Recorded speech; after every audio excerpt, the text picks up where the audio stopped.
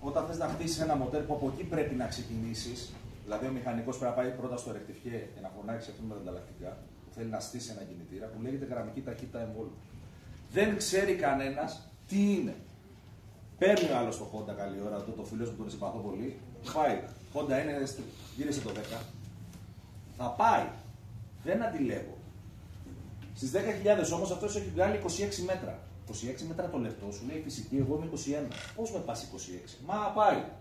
Πάει, αλλά θα φτάσει στο φεγγάρι. Πόσο διάρκεια θα έχει? Θα δουλέψει 1, 2, 3 μήνες, πάει το μοτέρ. Όταν θες να χτίσεις ένα κινητήρα λοιπόν, πάντα ξεκινάς από αυτό. Δηλαδή, τι θες να κάνεις, είναι turbo, μέχρι τις στροφές θα το πω. Είναι ατμόσφαιρα, μέχρι τις στροφές θέλω να πάω. Και εκεί πάνω πρέπει να αλλάξεις εσύ διαδρομές για να πας αυτόν τον άνθρωπο και να του πεις φιλέ, το έχω υπολογίσει μέχρι τις 8.